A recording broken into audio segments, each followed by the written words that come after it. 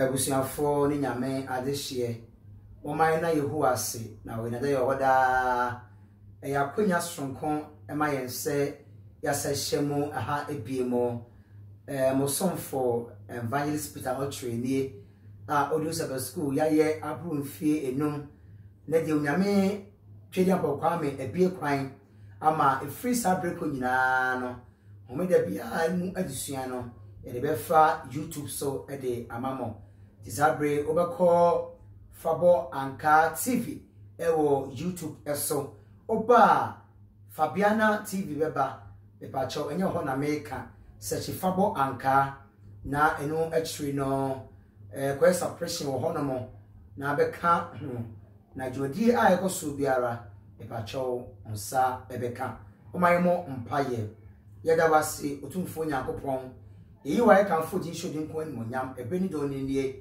befa wakwa so kasa chiroma ewo the Sabbath school imu idabasi Yesu Kristo de monte amen abusafo ewo the suit so mensa ewo kwata etwato ewo 2020 emo odema yense emrano emano se ochechiri the law as teacher yenyina yenim emrano aye Onyankopon emransem etu na enim so ochechiri nso ni Kristo Yesu obeche na entiase ebe mu na nkabose no yehune wo Deuteronomy 18:6 chichemu enum anase Mose mu etoso enum 18 chemu enum anti Awurade asem na fa wakoma nyina ene okra nyina ene wahodi nyina do Awurade Onyankopon hallelujah put there say love the Lord your God with all your hearts, soul, and strength. For a kumenina, it offer factor erade. Or kuma no wahifa. Obede na kuma ma ben baby ama ben man nesimo. Na kuma et no. If you say one for kuma ma erade. For a kuma ma erade na ebi so ye. Ye ko me de so ni mu a. Paulo bo Galatifo koko. Efa emrano ho won je no pese wodi emrano so kete se ne be obenya Onyankopon animu adomo be ba chotemiye enya emrano wodi so kete ne se obenya enkwagye efi se ye de mramu na eye adwuma de a anka odasane bi ni wa obetimi agina Onyankopon animu se odipemo efi se Bible say ye nyina ye bone na Onyankopon animu nyam aboye nanso se hwe Yesu di a ona wodi ni moja no aye empata de edi amaye na wasre edi amaye enu ti self righteous ahaya dia ehuye gitum se uye tiboye ni na abetime anya wonfa hu die enu ahoto ewo Yesu Kristo mkuto enu ti omo yesa ema Paul ebo wo mo koko na emrano so eboyen na achereche ni ese ye ene de enye sanya mrano a ankaminu mienu enim bone emrano ehia ema ye wiase wiebremu na empo baabi a obia so man Ghana baabi a obia no ye de mra eye adwuma se ne be ye apepaye ebetume aba eba macho ye kokose de suani mu to love and to fear God redo Onyankopon na basro no aheno yanhwe ade ye se ka so bi sro obi a ase a kiresen ene obi a ha wani na ngasa manipa eho popo ene je se saafo ni esro na mom se usro bi a ne mransem no obedi so to Jesus to no asem say if you love me you will keep my commandments out of me a obedi mashyade eso to obi otimi di Awurade ahyade so a kiresen ampara usro Awurade yebeko Mose mu a etoso enum eti aduasa ba kon chichemu enkron kusi edu mensa Deuteronomy chapter 31 verse 9 to 13 mama yentie Awurade asemo making kan ewo twi twenkronkron mu enkron say na Moses atremrei na odima asofo no Lewi ima a woso a Awurade apam ataka no ni Israel mpanimfo nyina na Moses share won say da efrinhia enso awieye adecheye afashe enu emu asese na pon nanumu Israel nyina aba we be pray Erade Onyankopon enimfako obekere no kenka emrayi titemiye Onyankopon ka kire Moses say bede apam ne mra bi di amam na bra Israel fo nyina be hye mo no bomoden na kenka kire wo mo emra no yade a enhu hia enu nti wona oka say Onyankopon mra nsem du na twamo no mepa ma chaw eye fabricated story. It is never in the Bible. Any chakunkuni mu say Bible no mu se bi ho no mo a aye ake aye obsolete atwam emfanshi biemu debida onipa na church sa every sem na twam a ka offer sa asemi emma Israel for the biarada nti Erade say oni ne mran sem no so o ka kire Moses se na be ya ebetumi aboa wo mo na wate won free bone ho adofo nipa nyina how ayamra ya tabusuo ya sha Garden of Eden nipa odi kan bumra so ababa si ya penso nipa pi ni ahoto wasase we so every say onfa Erade mra ensam nya adwuma na asana batumi di Erade mra nsam aya adwuma na tima bo mo so Erade no ayiso obi akenka baabu bebrebe na wo bom paye obi akenka baabu pi no bom paye no emonyame suro ebiba na akwemu ti David say me de ho sema sie makoma mu na manya ho bone bi enu se betimi atie Erade mra ne esuro no a I say etie Erade ene sometimes one must say bibi ka jem say dem e minyai enye bibi Kristo esu ko onte na chi eja honkonko no ona otu yemfo wo wiase awie premu se na beboa yen ame ate ho afree bone ho redo Onyankopon na wasuro no Obe se udo Erade na usuru dia ene mrasam a eye tumi ni ahode no obedi so na etumi aboa wo yekodware ni suani mu adanse a etia wo bra Moses ehunu se aka kra bi na wo bewuo no na oni akonya bia bi mo nti twa se obenya obi a obedi na ade yekọ Deuteronomy chapter 31 verse 14 to 27. Deuteronomy chapter 31 verse 14 to 27. Ba me sha say free 14 one. Bekwa atọ si baby na ma chechire mu kakra. 14 no mama yentie ni ye. 14 no okase. Na Erade ka kire Moses say, "Hwe wona a ubewo no aben. Fere Joshua bra na obegyina tomadan no mu na mention emra bra Moses ebewu no of Joshua se obedi na ade na onyame mra ensem hia enti no wo sha se na oni Moses in front of Joshua ababedi komobe na wa kire Joshua Erade akwan se ne be ya obedi Moses ade a atemudie ni onyame asem no obetime de abo ne bra enonti Moses eni a odere kasai no a se ochechire ni bi a oreye ahomboa akosi ne yonko ane emu ochechire ensem nyina de chire Joshua emu asompeni osofo mebisa wasembi church member musa wasembi dikan mebisa wasembi se asafono edi post bi di mawa ubusa pani bi ana owo no mo nyatwone akomadinti ye mra hu se besua Erade asem ewo bi ebremo. To be honest with you, there was a cordial relationship between Joshua and Moses. Na ayanko fama papi eda Moses eni Joshua entemo enunti na otimi di na ade na otimi di onyame ma etwa aboshe asase no Erade ma yenti ase ye ko badali sueni mo na ubedi ye ena obia pese obedi ye enti sa wo hwe channels a ekoso asase so a stations de bebrebe se ni 50 bra ani fa we mra ye ti ha ne ekọ ense bebrebe Bible no mu enyina ye hu nsanso a ehu a ye rehunu Onyankopɔn ne mmra a ye ti so no epayen se ye ti Awurade mmra sam so a nsanso baba be brɛ ni o eti ye ni aye pese be di Bible no so a jama for se shashiga me de me fa ho no edi o how praying obiara pese we di ye obrabo mu biara obekwati twere kunkun yi a Bible yi no adofo me ka kire say you have totally failed. What di ento as a basa ye ko Joshua eti ba buche mu enso ne nwotwe e wari ka se bi kire Joshua ono mo e be say ye kan na e boy ye wo ho na enye din ara na ye nampa na hwe edi emra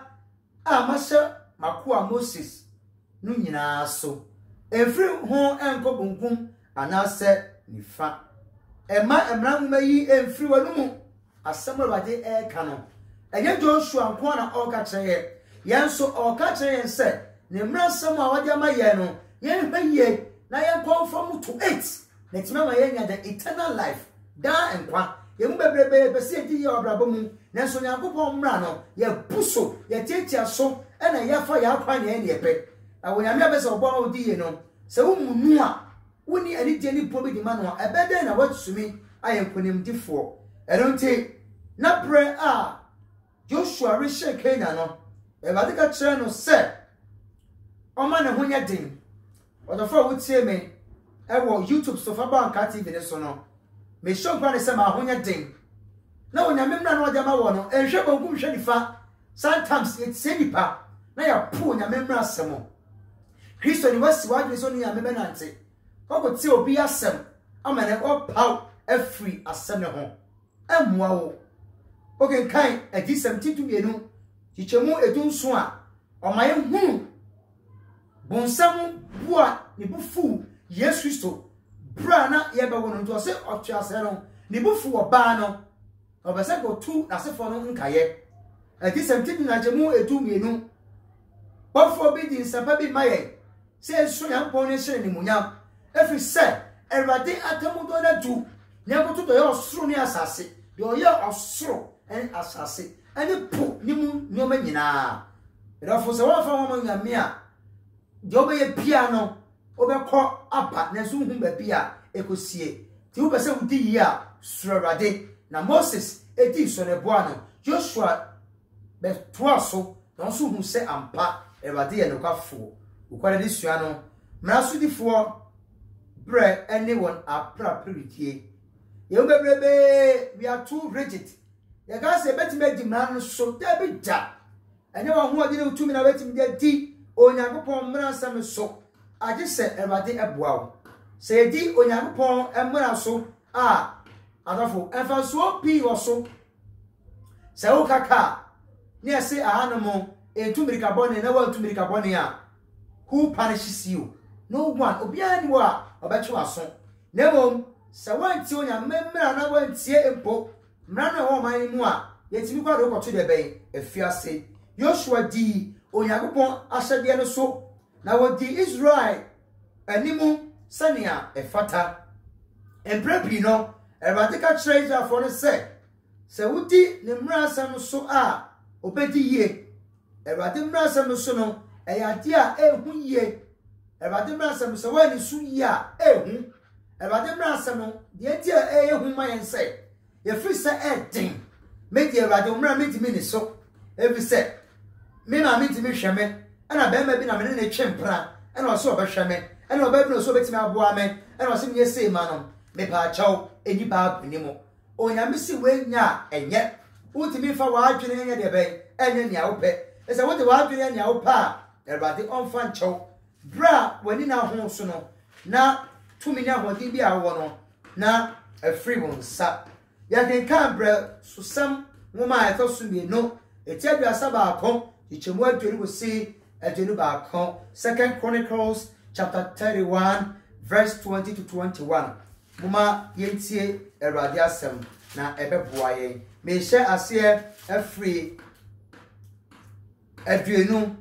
shase free adwenu no sene a odema yen enie Omaintie Erade asemo. Na Erade etie Ezekiel na osa omanu yare. Hallelujah. Bra na Israelfo wa nhiem. Na no manyina basama wo mo no. Ezekiel yo Nyankopon akoa. Eno nti obon payebi. Ne Erade tie no. Me ba jo temiye. So no betu Nyankopon pa so no kura mu awie bremu a ompa ebo ayidu sham na wonyame etie wo. Efa ho eni baby wadu abrabo ni mu. Siti enkoa ne hia. Ye disuafo yi no. Ese yesua de na yehu mu nyansa. Ese yehu nyansa ewo Awurade mu. Achinye biara ni ho se enye emre nyina na enipa o papa na wo ye nokwafo nipa wodi emra no so no edi ye ayese bia bedi onyame mra sam so na wadi ye obu on ma bedi onyame mra sam so na so bia na ho kire bi mu na so ko so aso onyame ye o ye die beba onyame se omma yen ekom ene yen oma yen ko enso hwe ebro yen so ti David say manyini aba kokra na wo se otinini bi asefo se hwere die na so difo bra ni wona prepare die ye bebrebe ye free se akwanto e wo betima me nya ahoton bebrebe free se ba bia okoso aduro betimi aboa wo mo enjo bo ma wo mu nipa enam ne mu masuanti enam ba bia wo nti na musika nti e pa cho promise na ba bia waduro bia no ye ketwa o Nyankopon animo ye kọ ye wani sua no Yesu ye mpeso. Hallelujah. Yes Christo oye o Nyankopon ba no eye nyina ye mpeso ewo ekwa fa so body bra se onipa o ye sitie amapa ema eje Nyankopon enipa ha nyina ye asobrache we recalcitrancy. We are too obstinate. You are sweating. Tip on costume, Tino. You may be in Sonia Massam. But I'm sure about say. So let's say about the past some power. No more near Brepa, we have Bremois. Me never was on Yamao. You are called Lucas and Pa. 18 years, which a moon at Junum Bapon. The Gospel according to Luke chapter 2, verse 51. Whom I see every day as them. 51 no. Or can be said. Now only one simu son called Nazareth. Now opera no one sima womo. Na nina de ensemi nyina esie na komamo. Hallelujah. Master Jesus Christ was very, very humble and obedient to his parents. Short. Yesu kranwa na woni ma de nyina no opera ne ho ase. So for bro wase santa so be tia safoma no wakoma den amwa asori ba wakoma te sei akoma aye kontonchi no betimi do akọ oseye mu Yesu Kristo ye hweso oba wi asere be kire Pharisee no they thought say na wo mu ye no omu di bibia wo mu free say omo pen they thought they were too short to interpret every symbolic and every teaching of Jesus Christ. But they finally said they were naive. Now, woman, she is a Jesus to church, not a mu edu, not a car of so a hinta asem, Nanso, not on chi asie. Ebia, you had a can ye, para, brow, chair say, Nia Oka said, what in muno, and a cell on so, and Nancy. About your Mibusao. We are Christian. We are Zini, but we are Christian. We are Catholic, Osum Ye, Presby, Methodist, CSC, Church of Christ, any other denominations. Or crowd would say me, Mammy, Papa, India would say me, the Dofo, the Bow would say me, or come at the same. Yes, you brand mercy, and tell Timothy anymore. You go for this one to be able to be oto abode ne oje nyina so no san ye no pre won waso enyina so yes pese utoni panyina aretia woni do emra no ni die eso nyatin 10 commandments they are not difficult to comply with but wa ma ho kwanya na ye den dia ma cause mini o ka say onyame ka sa che na wutie me ebia uni otodema oma uto bi tan bi we Kristo ni na so twe ho ma ho ba masturbation was na make am wo kwa sori na nso wa dwini be bia osum ni panimu nya atwon hypocrites sania etie bia no edisua to so miensa no kire se onyame mra no na betimi amara odihye wo be se wudi yi a ade so de homa Awurade moma ye mo mpaye yada wase kwa nkyerefo pa wa cheche se emra no eye ye nkyerechire ni a woni Yesu Kristo bebi biara afoma kodro biara eje hu nyina sha wonsa okra biara o tie dwumadie o YouTube channel yi so no Master Jesus Christ de munti husani pano mobo si ade bi do bi so na de number no eto edwa no fra ya de tutu ya de krata sama ye de no e ba de twedi apa kwa bi de munti onya ne fa hodie e ba de jeoma ka yen na tie mpaibo e wo Yesu di munti amen e so ni nya bana wie ye koso de number no beto dwa